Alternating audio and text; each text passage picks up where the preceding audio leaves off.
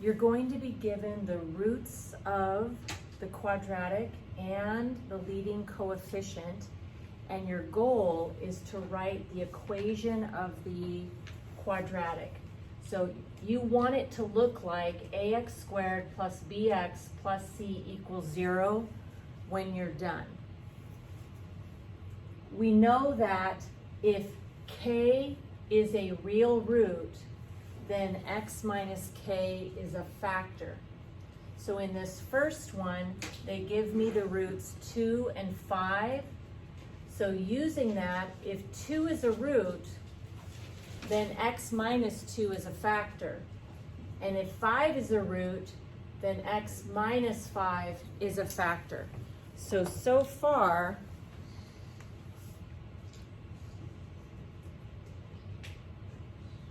I'm going to be able to say x minus 2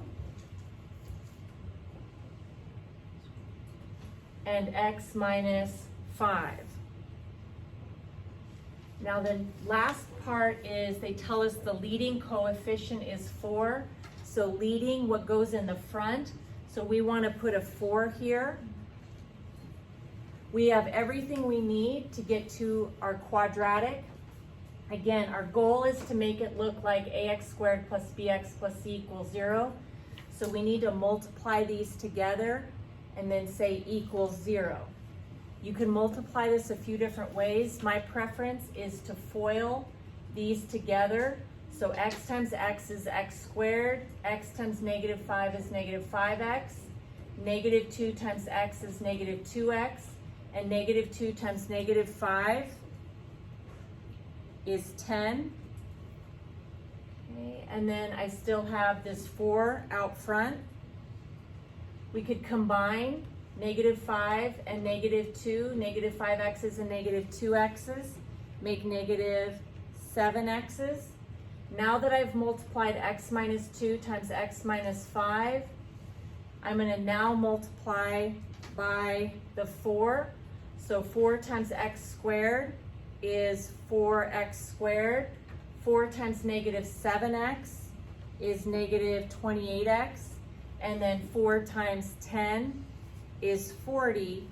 And now we have a quadratic with the roots 2, 5, and leading coefficient 4.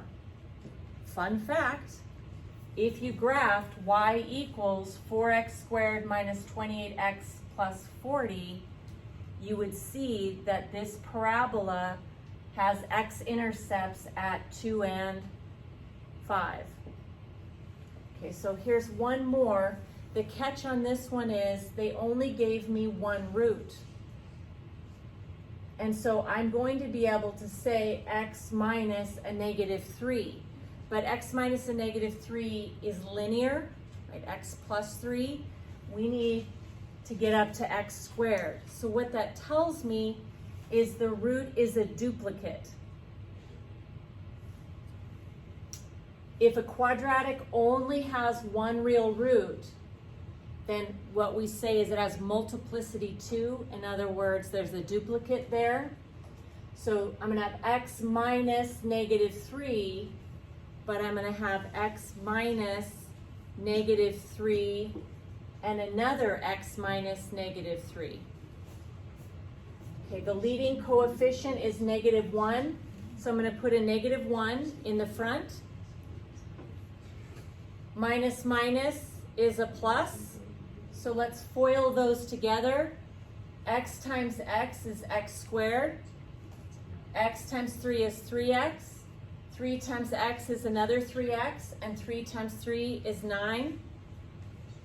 I could combine the middle terms. 3x and 3x make 6x. Finally, the number in the front, I'm going to multiply that through. So negative 1 times x squared is negative x squared.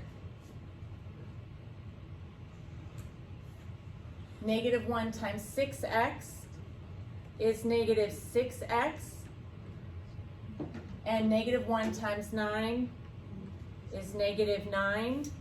So now it looks like ax squared plus bx plus c equals 0. One more time, remember if you're only given one root, then use it twice.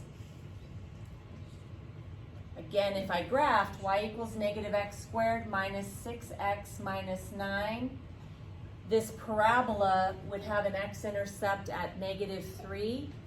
And the only way you have an x-intercept, and there's only one of them, that vertex is on the x-axis.